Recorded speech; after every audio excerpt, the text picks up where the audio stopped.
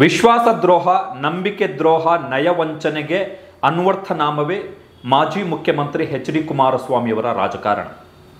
ನಾವೀಗ ಒಂದು ಫೋಟೋವನ್ನು ತೋರಿಸ್ತೀವಿ. ಇದು 2022ರ ಫೋಟೋ. ಕರ್ನಾಟಕ ವಿಧಾನಸಭಾ ಚುನಾವಣೆ ಘೋಷಣೆ ಆಗುವುದಕ್ಕೂ ಹಿಂದಿನ ಫೋಟೋ. ಈ ಫೋಟೋದಲ್ಲಿ ಜಿ ಟಿ ದೇವೇಗೌಡರು ಒಂದು ಕುರ್ಚಿಯಲ್ಲಿ ಕೂತ್ಕೊಂಡಿದ್ದಾರೆ, ದೇವೇಗೌಡರು ಒಂದು ಕುರ್ಚಿಯಲ್ಲಿ ಕೂತ್ಕೊಂಡಿದ್ದಾರೆ. ದೇವೇಗೌಡರು ಕೂತ್ಕೊಂಡಂತಹ ಕುರ್ಚಿಯ ಕೈಯ ಮೇಲೆ ಜಿ ಟಿ ದೇವೇಗೌಡರ ಮಗ ಹರೀಶ್ ಗೌಡರು ಕೂತಿದ್ದಾರೆ.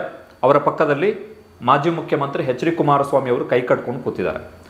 ಜಿ ಟಿ ದೇವೇಗೌಡ ಅವರ ಕೈಯನ್ನು ದೇವೇಗೌಡರು, ಎಚ್ ಡಿ ದೇವೇಗೌಡರು ಗಟ್ಟಿಯಾಗಿ ಇಟ್ಕೊಂಡಿದ್ದಾರೆ ಈ ಫೋಟೋದಲ್ಲಿ. ಇದು 2022ರ ಫೋಟೋ, ವಿಧಾನಸಭಾ ಚುನಾವಣೆಗೂ ಮೊದಲಿನ ಫೋಟೋ. ಈ ಫೋಟೋದ ಸಂದರ್ಭ ಯಾವುದು ಅಂತ ಹೇಳಿದ್ರೆ, ಮೈಸೂರು ರಾಜಕಾರಣದಲ್ಲಿ ಕುಮಾರಸ್ವಾಮಿ ಅವರ ಆಪ್ತ ಸಾರಾ ಮಹೇಶ್ ಮತ್ತು ಜಿ ಟಿ ದೇವೇಗೌಡ ನಡುವೆ ಸಂಘರ್ಷ ತೀವ್ರಗೊಂಡ ಬಳಿಕ, ಜಿ ಟಿ ದೇವೇಗೌಡರು ಪಕ್ಷದ ವಿರುದ್ಧವೇ ತಿರುಗಿ ಬಿದ್ದ ಬಳಿಕ, ಚುನಾವಣೆಯ ಸಂದರ್ಭದಲ್ಲಿ ಜಿ ಟಿ ದೇವೇಗೌಡ ಅವರನ್ನು ವಿಶ್ವಾಸಕ್ಕೆ ತೆಗೆದುಕೊಳ್ಳದೆ ಹೋದರೆ ಮೈಸೂರು ಭಾಗದಲ್ಲಿ JDSಗೆ ನಷ್ಟ ಆಗುತ್ತೆ ಎನ್ನುವಂಥದ್ದು ಅಪ್ಪ ಮತ್ತು ಮಗನಿಗೆ, ದೇವೇಗೌಡರು ಮತ್ತು ಎಚ್ ಡಿ ಕುಮಾರಸ್ವಾಮಿ ಇಬ್ಬರಿಗೂ ಕೂಡ ಮನವರಿಕೆ ಆದ ಬಳಿಕ, ದೇವೇಗೌಡರೇ ಪಕ್ಷದ ರಾಷ್ಟ್ರೀಯ ಅಧ್ಯಕ್ಷರು, ಪಕ್ಷದ ವರಿಷ್ಠರೇ, ಮಾಜಿ ಪ್ರಧಾನಿಗಳೇ ಜಿ ಟಿ ದೇವೇಗೌಡ ಅವರ ಮನೆಗೆ ಹೋಗ್ತಾರೆ.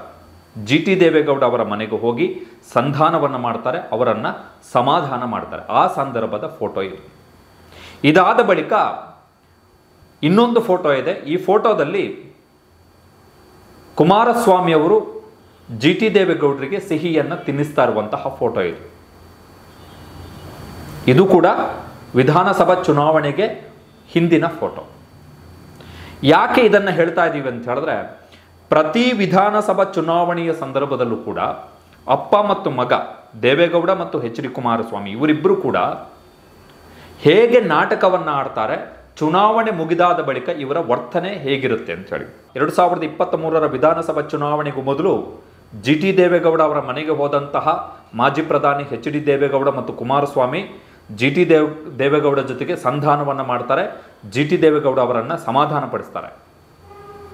ಇದೇ ರೀತಿಯಾದಂತಹ ಕೆಲಸವನ್ನು 2017ರಲ್ಲೂ ಕೂಡ ಮಾಡಿದ್ರು. ಅಂದರೆ 2018ರ ವಿಧಾನಸಭಾ ಚುನಾವಣೆಗೂ ಮೊದಲು ಕುಮಾರಸ್ವಾಮಿ ಅವರು ಮಾಡಿದರು. ಜಿ ಟಿ ದೇವೇಗೌಡ ಅವರ ಮನೆಗೆ ಹೋಗಿ ಮೈಸೂರು ಭಾಗವನ್ನು ಜಿ ಟಿ ದೇವೇಗೌಡರೇ ನೋಡಿಕೊಳ್ತಾರೆ, ಅವರಿಗೆ ನಾವು ಸಂಪೂರ್ಣ ಸ್ವಾತಂತ್ರ್ಯವನ್ನು ಕೊಟ್ಟಿದ್ದೀವಿ ಅಂತೇಳಿ ಇದೇ ಕುಮಾರಸ್ವಾಮಿ ಹೇಳಿದ್ರು 2017ರಲ್ಲಿ, 18ರ ಚುನಾವಣೆಗೂ ಮೊದಲು. ಈ ಸಲ 2023ರ ಚುನಾವಣೆಗೂ ಮೊದಲು 2022ರಲ್ಲಿ ಅದೇ ರೀತಿಯಾದಂತಹ ಸಂಧಾನ ನಡೆದಿತ್ತು. ಹಾಗಾದರೆ ಈಗ ಜಿ ಟಿ ದೇವೇಗೌಡರು ಇದ್ದಕ್ಕಿದ್ದ ಹಾಗೆ, ಅದು ಕೂಡ ಮೈಸೂರು ದಸರಾದ ಬಹಿರಂಗ ವೇದಿಕೆಯಲ್ಲಿ ಅವರ ಜಿ ಟಿ ದೇವೇಗೌಡರ ಮಾತಿನ ಆವೇಶವನ್ನು ನೋಡ್ತಾ ಇದ್ರೆ, ದಸರಾದಲ್ಲಿ ಮಾಡಿದ ಭಾಷಣದಲ್ಲಿ ಅವರ ಮಾತಿನ ಆವೇಶವನ್ನು ನೋಡ್ತಾ ಇದ್ರೆ, ಕುಮಾರಸ್ವಾಮಿ ವಿರುದ್ಧ ಜಿ ಟಿ ದೇವೇಗೌಡರಿಗೆ ಎಷ್ಟರ ಮಟ್ಟಿಗೆ ಸಿಟ್ಟಿದೆ ಎನ್ನುವಂಥದ್ದು ಸ್ಪಷ್ಟವಾಗಿ ಗೊತ್ತಾಗುತ್ತೆ. ಆ ಆವೇಶ, ಆ ಉದ್ವೇಗವನ್ನು ನೋಡ್ತಾ ಇದ್ರೆ ಕಾರಣ ಏನು? ಚುನಾವಣೆಗೂ ಮೊದಲು ಜಿ ಟಿ ದೇವೇಗೌಡ ಅವರ ಜೊತೆಗೆ ಸಂಧಾನವನ್ನು ಮಾಡಿಕೊಂಡಂತಹ ಅಪ್ಪ ಮತ್ತು ಮಗ ದೇವೇಗೌಡ ಮತ್ತು ಎಚ್ ಡಿ ಕುಮಾರಸ್ವಾಮಿ ಇಬ್ಬರು ಕೂಡ ಜಿ ಟಿ ದೇವೇಗೌಡರಿಗೆ ಯಾವ ರೀತಿ ಯಾಮಾರಿಸಿದ್ರು, ಯಾವ ರೀತಿ ಮೋಸ ಮಾಡಿದ್ರು. ಮಾಜಿ ಮುಖ್ಯಮಂತ್ರಿ ಎಚ್ ಡಿ ಕುಮಾರಸ್ವಾಮಿ ಮಂಡ್ಯ ಲೋಕಸಭಾ ಕ್ಷೇತ್ರದ ಸಂಸದರಾಗಿ ಆಯ್ಕೆಯಾಗಿ ಕೇಂದ್ರ ಸಚಿವರಾಗಿ ಪ್ರಮಾಣ ವಚನ ಸ್ವೀಕರಿಸಿದ ಬಳಿಕ ಅವರು ಶಾಸಕ ಸ್ಥಾನಕ್ಕೆ ರಾಜೀನಾಮೆಯನ್ನು ಕೊಡ್ತಾರೆ. ಶಾಸಕ ಸ್ಥಾನಕ್ಕೆ ರಾಜೀನಾಮೆ ಕೊಟ್ಟ ಬಳಿಕ ಸಹಜವಾಗಿ JDS ಶಾಸಕಾಂಗ ಪಕ್ಷದ ನಾಯಕ ಸ್ಥಾನ ಕೂಡ ಖಾಲಿ ಉಳಿಯುತ್ತೆ. ಜಿ ಟಿ ದೇವೇಗೌಡರ ನಿರೀಕ್ಷೆ ಏನಿತ್ತು ಅಂತ ಹೇಳಿದ್ರೆ, ತಾವು ಪಕ್ಷದಲ್ಲಿ ಒಬ್ಬ ಹಿರಿಯ ಶಾಸಕನಾಗಿರೋದರಿಂದಾಗಿ, JDSನ ಕೋರ್ ಕಮಿಟಿಯ ಅಧ್ಯಕ್ಷನಾಗಿರೋದರಿಂದಾಗಿ ಅಪ್ಪ ಮತ್ತು ಮಗ ದೇವೇಗೌಡ ಮತ್ತು ಕುಮಾರಸ್ವಾಮಿ ಇವರಿಬ್ಬರು ಕೂಡ ನನ್ನನ್ನು JDSನ ಶಾಸಕಾಂಗ ಪಕ್ಷದ ನಾಯಕರನ್ನಾಗಿ ಆಯ್ಕೆ ಮಾಡ್ತಾರೆ, ಆ ಹುದ್ದೆ ನನಗೇ ಸಿಗುತ್ತೆ ಎನ್ನುವಂಥ ನಿರೀಕ್ಷೆಯಲ್ಲಿ ಜಿ ಟಿ ದೇವೇಗೌಡರು ಇದ್ದರು. ಆದರೆ ಕುಮಾರಸ್ವಾಮಿ ಮತ್ತು ದೇವೇಗೌಡ ಇವರಿಬ್ಬರು ಕೂಡ, ಮಗ ಮತ್ತು ಅಪ್ಪ, ಜಿ ಟಿ ದೇವೇಗೌಡರಿಗೆ ಶಾಕನ್ನು ಕೊಡ್ತಾರೆ. ಜಿ ಟಿ ದೇವೇಗೌಡ ಬದಲು ಮತ್ತೊಬ್ಬ ಶಾಸಕ ಸುರೇಶ್ ಬಾಬು ಅವರಿಗೆ JDS ಶಾಸಕಾಂಗ ಪಕ್ಷದ ನಾಯಕ ಸ್ಥಾನವನ್ನು ಕೊಡ್ತಾರೆ. ಸೊ ದೊಡ್ಡ ಹೊಡೆತ ಜಿ ಟಿ ದೇವೇಗೌಡರಿಗೆ ಪಕ್ಷದ ಒಳಗಡೆ. ನಿರೀಕ್ಷೆಯಲ್ಲಿದ್ದರು ಜಿ ಟಿ ದೇವೇಗೌಡರು. ನನಗೇ ಸಿಗುತ್ತೆ, ಪಕ್ಷದ ಒಬ್ಬ ಹಿರಿಯ ಶಾಸಕನಾಗಿ, ಕೋರ್ ಕಮಿಟಿಯ ಅಧ್ಯಕ್ಷನಾಗಿ, ದೀರ್ಘಕಾಲದಿಂದ ಮೈಸೂರಿನ ರಾಜಕಾರಣದಲ್ಲಿ ಹಿಡಿತ ಹೊಂದಿರುವಂತಹ, ಪ್ರಭಾವ ಹೊಂದಿರುವಂತಹ ನಾಯಕನಾಗಿ ನನಗೇ ಈ ಹುದ್ದೆ ಸಿಗುತ್ತೆ ಕುಮಾರಸ್ವಾಮಿ ಅವರ ತರುವಾಯ ಎನ್ನುವಂತಹ ನಿರೀಕ್ಷೆಯಲ್ಲಿದ್ದಂತಹ ಜಿ ಟಿ ದೇವೇಗೌಡರಿಗೆ ದೊಡ್ಡ ಶಾಕ್ ಕೊಡ್ತಾರೆ ಅಪ್ಪ ಮತ್ತು ಮಗ. ಎರಡನೆಯದ್ದು, ಕಳೆದ ವರ್ಷದಿಂದ ಜೆ ಡಿ ಎಸ್ನ ರಾಜ್ಯಾಧ್ಯಕ್ಷ ಸ್ಥಾನಕ್ಕೆ ಎಚ್ ಡಿ ಕುಮಾರಸ್ವಾಮಿಯವರೇ ಹಂಗಾಮಿ ರಾಜ್ಯಾಧ್ಯಕ್ಷರಾಗಿದ್ದಾರೆ. ಕಾರಣ ಏನು ಅಂತ ಹೇಳಿದ್ರೆ, ಕಳೆದ ವರ್ಷ BJP ಜೊತೆಗಿನ ಮೈತ್ರಿಯನ್ನು ವಿರೋಧಿಸಿ CM ಇಬ್ರಾಹಿಂ ಅವರು ಪಕ್ಷದ ನಾಯಕರ ವಿರುದ್ಧವೇ ತಿರುಗಿ ಬಿದ್ದ ಬಳಿಕ ಮತ್ತು ಪಕ್ಷದಿಂದಲೇ ಎಚ್ ಡಿ ದೇವೇಗೌಡ ಕುಮಾರಸ್ವಾಮಿ ಅವರನ್ನು ಉಚ್ಚಾಟನೆ ಮಾಡಬೇಕೆನ್ನುವಂಥ ನಿರ್ಧಾರವನ್ನು ಇಬ್ರಾಹಿಂ ತೆಗೆದುಕೊಳ್ಳುವಂತಹ ಹೆಜ್ಜೆಯನ್ನು ಇಟ್ಟ ಹಿನ್ನೆಲೆಯಲ್ಲಿ ಇಬ್ರಾಹಿಂ ಅವರನ್ನು ಪಕ್ಷದಿಂದ ಉಚ್ಚಾಟನೆ ಮಾಡಲಾಗುತ್ತೆ. ಇಬ್ರಾಹಿಂ ಅವರ ಉಚ್ಚಾಟನೆಯಿಂದ ಖಾಲಿಯಾಗಿದ್ದಂತಹ JDSನ ರಾಜ್ಯಾಧ್ಯಕ್ಷ ಸ್ಥಾನಕ್ಕೆ ಎಚ್ ಡಿ ಕುಮಾರಸ್ವಾಮಿ ಅವರನ್ನು ದೇವೇಗೌಡರು ನೇಮಕ ಮಾಡ್ತಾರೆ. ಅಂದರೆ ಏಕಕಾಲಕ್ಕೆ ಎಚ್ ಡಿ ಕುಮಾರಸ್ವಾಮಿ ಅವರು ಎರಡೆರಡು ಹುದ್ದೆಯನ್ನು ಪಕ್ಷದ ಒಳಗಡೆ ಅನುಭವಿಸ್ತಾರೆ. ಒಂದು, JDS ಶಾಸಕಾಂಗ ಪಕ್ಷದ ನಾಯಕರಾಗಿಯೂ ಕೂಡ ಎಚ್ ಡಿ ಕುಮಾರಸ್ವಾಮಿ ಅವರು ಮುಂದುವರೆದಿದ್ರು, ಜೊತೆಗೆ ಈಗ JDSನ ಹಂಗಾಮಿ ರಾಜ್ಯಾಧ್ಯಕ್ಷ ಸ್ಥಾನ. ಸೊ ಜಿ ಟಿ ದೇವೇಗೌಡರಿಗೆ ಅಲ್ಲೂ ಕೂಡ ಹೊಡೆತವನ್ನು ಕೊಟ್ಟರು ಮಗ ಮತ್ತು ಅಪ್ಪ, ಅಂದರೆ ಎಚ್ ಡಿ ಕುಮಾರಸ್ವಾಮಿ ಮತ್ತು ಎಚ್ ಡಿ ದೇವೇಗೌಡ. ಮಾಹಿತಿಗಳ ಪ್ರಕಾರ JDS ರಾಜ್ಯಾಧ್ಯಕ್ಷ ಸ್ಥಾನಕ್ಕೆ ಒಂದು ವೇಳೆ ಕುಮಾರಸ್ವಾಮಿ ಅವರು ರಾಜೀನಾಮೆಯನ್ನು ಕೊಟ್ಟರೆ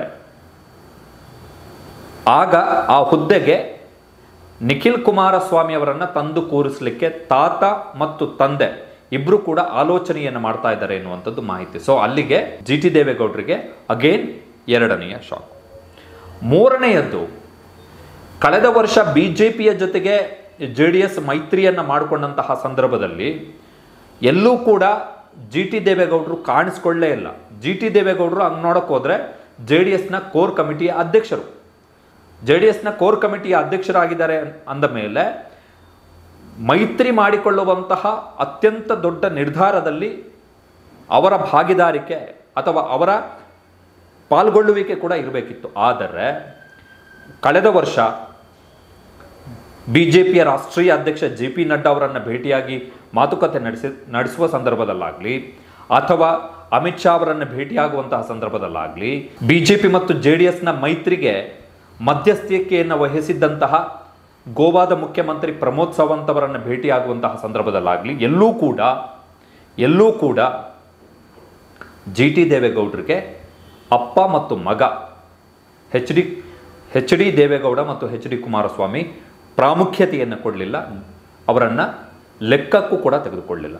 ಈಗ ನಿನ್ನೆಯಷ್ಟೇ ಅಂದರೆ ಗುರುವಾರ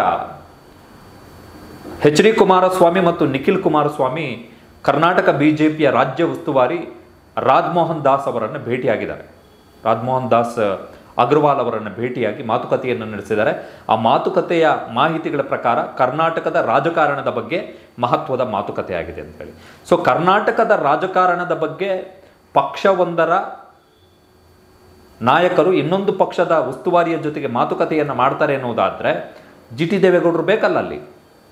ಅಲ್ಲಿ ಇದ್ದಿದ್ಯಾರು? ಎಗೇನ್ ಎಚ್ ಡಿ ಕುಮಾರಸ್ವಾಮಿ ಮತ್ತು ಯುವ ಘಟಕದ ಅಧ್ಯಕ್ಷ ನಿಖಿಲ್ ಕುಮಾರಸ್ವಾಮಿ. ಜಿ ಟಿ ದೇವೇಗೌಡರು ಕೋರ್ ಕಮಿಟಿ ಅಧ್ಯಕ್ಷರು ಜಿ ಟಿ ದೇವೇಗೌಡರು ಇರಲೇ ಇಲ್ಲ. ಜಿ ಟಿ ದೇವೇಗೌಡರ ಕತೆ JDSನಲ್ಲಿ ಏನಾಗಿದೆ ಅಂತ ಹೇಳಿದ್ರೆ, ಬರ ಅಧ್ಯಯನ, ಪ್ರವಾಹ ಅಧ್ಯಯನ, ಈ ರೀತಿಯಾದಂತಹ ಅಧ್ಯಯನ ಕಾರ್ಯಕ್ರಮಗಳಿಗೆ ಮಾತ್ರ ಜಿ ಟಿ ದೇವೇಗೌಡರು ಈಗ JDSನಲ್ಲಿ ಸೀಮಿತ ಆಗಿರುವಂಥದ್ದು. ಅವರ ಜವಾಬ್ದಾರಿಯನ್ನು ಎಚ್ ಡಿ ದೇವೇಗೌಡ ಮತ್ತು ಕುಮಾರಸ್ವಾಮಿ ಇಬ್ಬರು ಕೂಡ ಅಲ್ಲಿಗೆ ಸೀಮಿತಗೊಳಿಸಿದ್ದಾರೆ. ಅದನ್ನು ಹೊರತುಪಡಿಸಿದ್ರೆ ಪಕ್ಷದ ಒಳಗಡೆ ಜಿ ಟಿ ದೇವೇಗೌಡ ಅವರ ಮಾತಿಗೆ ಬೆಲೆನೇ ಇಲ್ಲ. ಈ ಒಂದು ಜಿ ಟಿ ದೇವೇಗೌಡರು ಕೋರ್ ಕಮಿಟಿ ಅಧ್ಯಕ್ಷರಾಗಿದ್ದರೂ ಕೂಡ ಕೋರ್ ಕಮಿಟಿ ಲೆಕ್ಕವೇ ಇಲ್ಲ ಜಿ ಟಿ ದೇವೇಗೌಡರು. ಸಹಜವಾಗಿ ಜಿ ಟಿ ದೇವೇಗೌಡರಿಗೆ ಈಗಂತೂ ಸ್ಪಷ್ಟವಾಗಿ ಕಾಡಿರಬಹುದು, ಪಕ್ಷದ ಒಳಗಡೆ ನನ್ನ ಪ್ರಾಮುಖ್ಯತೆ ಏನು, ನನ್ನ ಮಹತ್ವವೇನು, ಪಕ್ಷದ ಒಳಗಡೆ ನನಗೆ ಸಿಗ್ತಿರುವಂತಹ ಮರ್ಯಾದೆ ಏನು ಅಂತೇಳಿ. 2017ರಲ್ಲಿ ಆರಂಭದಲ್ಲೇ ಹೇಳಿದೆ ನಿಮಗೆ, 2017ರಲ್ಲೂ ಕೂಡ ಚುನಾವಣೆಗೆ ಮುಂಚೆ ಜಿ ಟಿ ದೇವೇಗೌಡರ ಮನೆಗೆ ಹೋಗಿ ಇದೇ ಕುಮಾರಸ್ವಾಮಿ ಅವರು ಮಾತುಕತೆಯನ್ನು ನಡೆಸಿ ಸಂಧಾನವನ್ನು ಮಾಡಿ ಮೈಸೂರು ಭಾಗದ ಜವಾಬ್ದಾರಿಯೆಲ್ಲ ನಿಮಗೆ ಅಂಥೇಳಿ ಜಿ ಟಿ ದೇವೇಗೌಡರಿಗೆ ಒಪ್ಪಿಸಿಬಿಟ್ಟು ಬರ್ತಾರೆ. ಆದರೆ 2018ರಲ್ಲಿ ಕುಮಾರಸ್ವಾಮಿ ಅವರು ಮುಖ್ಯಮಂತ್ರಿ ಆದಂತಹ ಸಂದರ್ಭದಲ್ಲಿ ಜಿ ಟಿ ದೇವೇಗೌಡರಿಗೆ ಕೊಟ್ಟಂತಹ ಖಾತೆ ಉನ್ನತ ಶಿಕ್ಷಣ ಖಾತೆ. ಇದೇ BJP ಅವರು ಆಗ ಜಿ ಟಿ ದೇವೇಗೌಡ ಅವರನ್ನು ಟ್ರೋಲ್ ಮಾಡಿದರು. ಇದೇ BJP ಅವರು ಒಂದು ಡಿಗ್ರಿ ಮಾಡದಂತಹ ಒಬ್ಬನಿಗೆ ಉನ್ನತ ಶಿಕ್ಷಣ ಖಾತೆಯನ್ನು ಕೊಟ್ಟಿದ್ದಾರೆ ಅಂಥೇಳಿ ಹೆವಿ ಟ್ರೋಲ್ ಆದರು ಜಿ ಟಿ ದೇವೇಗೌಡರು. ಕಳೆದ ವರ್ಷ 2018ರಲ್ಲಿ ಹೆವಿ ಟ್ರೋಲ್ ಆದರು. ಜಿ ಟಿ ದೇವೇಗೌಡರೇ ಓಪನ್ ಆಗಿ ಹೇಳಿದ್ರು, ಈ ಖಾತೆ ನನಗೆ ಬೇಡವೇ ಬೇಡ ಅಂಥೇಳಿ. ಬಟ್ ಕುಮಾರಸ್ವಾಮಿ ಕೇಳಲಿಲ್ಲ. ಕಾರಣ ಏನು ಅಂತ ಹೇಳಿದ್ರೆ ಸಾರಾ ಮಹೇಶ್ ಪ್ರಭಾವ. ಸೊ ಈ ಕಳೆದ ವರ್ಷ ಎಲೆಕ್ಷನ್ ಟೈಮಲ್ಲೂ ಕೂಡ ಅಗೇನ್ ದೇವೇಗೌಡರು ಮತ್ತು ಕುಮಾರಸ್ವಾಮಿ ಮನೆ ಬಾಗಿಲಿಗೆ ಹೋಗಿದ್ದಾರೆ, ಜಿ ಟಿ ದೇವೇಗೌಡರು ಮನೆ ಬಾಗಿಲಿಗೆ.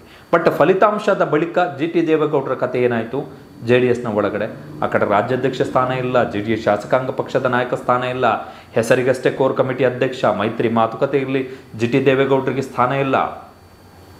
ಸೊ ಇದು ಜಿ ಟಿ ದೇವೇಗೌಡರ ಕಥೆ JDSನ ಒಳಗಡೆ. ಸೊ ಜಿ ಟಿ ದೇವೇಗೌಡರಿಗೆ ಸಹಜವಾಗಿಯೇ ಘಾಸಿ ಆಗಿರುತ್ತೆ, ಆತ್ಮಾಭಿಮಾನ ಸ್ವಾಭಿಮಾನಕ್ಕೆ ಘಾಸಿ ಆಗಿರುತ್ತೆ. ಸೊ ಅದನ್ನು ಜಿ ಟಿ ದೇವೇಗೌಡರು ಬಹಿರಂಗವಾಗಿ ನಿನ್ನೆ ದಸರಾ ವೇದಿಕೆಯಲ್ಲಿ ಓಪನ್ ಆಗಿ ಹೇಳಿದ್ದಾರೆ. ಕುಮಾರಸ್ವಾಮಿ ಅವರ ವಿರುದ್ಧ ಸಿಟ್ಟನ್ನು, ಆಕ್ರೋಶವನ್ನು ಹೊರಹಾಕುವ ಮುಖಾಂತರ ತಮಗೆ ಆಗ್ತಾ ಇರುವಂತಹ ಅವಮಾನ ಮತ್ತು ಅಗೌರವಕ್ಕೆ ಆಕ್ರೋಶವನ್ನು ಹೊರಹಾಕಿದ್ದಾರೆ. ಸೊ ಅಪ್ಪ ಮತ್ತು ಮಗ ಎಚ್ ಡಿ ದೇವೇಗೌಡ ಮತ್ತು ಎಚ್ ಡಿ ಕುಮಾರಸ್ವಾಮಿ ಹೇಗೆ ಎಲೆಕ್ಷನ್ಗಳು ಬಂದಾಗ ಚುನಾವಣೆ, ಅಪ್ಪ ಮತ್ತು ಮಗ ಅಂದರೆ ಎಚ್ ಡಿ ದೇವೇಗೌಡ ಮತ್ತು ಎಚ್ ಡಿ ಕುಮಾರಸ್ವಾಮಿ ಹೇಗೆ ಚುನಾವಣೆಗಳು ಬಂದಾಗ ಹೇಗೆಲ್ಲ ನಾಟಕ ಆಡ್ತಾರೆ, ಚುನಾವಣೆ ಮುಗಿದಾದ ಬಳಿಕ ತಾವು ಯಾರ ಮನೆ ಬಾಗಿಲಿಗೆ ಹೋಗಿ ಸಂಧಾನ ಮಾಡಿದ್ರು ಅವರನ್ನು ಹೇಗೆ ನಡೆಸ್ಕೊಳ್ತಾರೆ ಎನ್ನುವುದಕ್ಕೆ ಜಿ ಟಿ ದೇವೇಗೌಡರೇ ಉತ್ತಮ ಉದಾಹರಣೆ.